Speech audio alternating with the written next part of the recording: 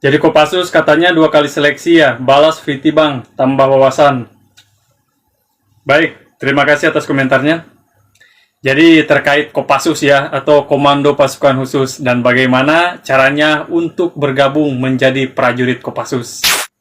Dan sebelumnya saya sampaikan, Kopassus atau Komando Pasukan Khusus merupakan pasukan elit TNI Angkatan Darat kebanggaan Indonesia yang dibentuk pada tanggal 16 April 1952 yang awalnya bernama RPKAD atau Resimen Para Komando Angkatan Darat.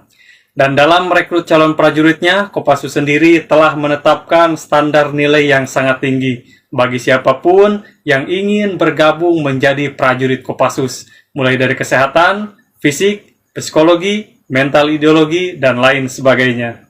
Dan menurut saya itu sangat wajar kawan ya, karena Kopassus sendiri merupakan pasukan elit dan hanya yang terbaik dari yang terbaik yang dapat bergabung menjadi pasukan Baret Merah. Lalu kenapa bisa dibilang 2 kali seleksi untuk bergabung menjadi pasukan Baret Merah? Jadi begini kawan, setelah dinyatakan lulus dan sebelum resmi mengikuti pendidikan komando, para calon prajurit Kopassus harus melalui tahapan yang namanya Cako, kawan ya. Lalu, apa itu Cako? Cako merupakan singkatan dari calon komando, yaitu masa pembinaan awal bagi seorang prajurit yang telah dinyatakan lolos seleksi. Dan Cako sendiri bertujuan untuk menguji dan meningkatkan ketahanan mental dan fisik serta disiplin para calon prajurit komando sebelum resmi mengikuti pendidikan komando. Jadi Cako sendiri bukan pendidikan utama kawan ya, melainkan pra-pendidikan untuk mengukur dan membentuk kesiapan awal mental dan fisik para calon prajurit komando dan untuk menentukan siapa yang benar-benar layak untuk mengikuti pendidikan komando. Dan menurut informasi, tidak semua prajurit yang telah masuk di tahap Cako itu akan melanjutkan ke tahap pendidikan komando kawan ya. Dan saya sampaikan, pembinaan Cako merupakan gerbang masuk menuju pendidikan komando kawan ya. Di sanalah ditentukan siapa yang benar-benar tangguh dan siapa yang benar-benar pantas untuk mengikuti pendidikan komando.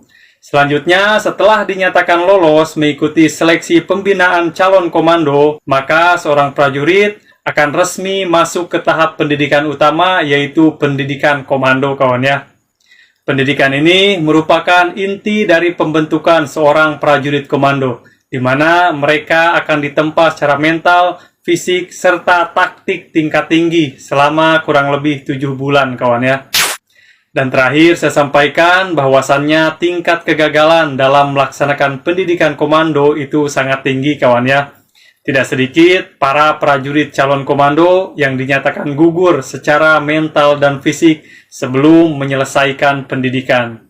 Dan mereka yang berhasil menyelesaikan pendidikan adalah orang-orang yang terbaik, yang mempunyai ketahanan mental dan fisik yang sangat luar biasa, sehingga layak untuk menggunakan Baret Merah dan menjadi keluarga besar Baret Merah.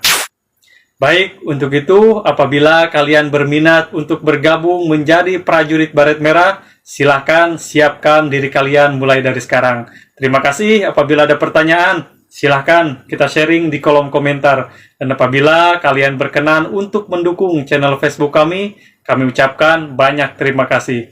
Bravo TNI bersama rakyat. Salam hormat buat kalian semua.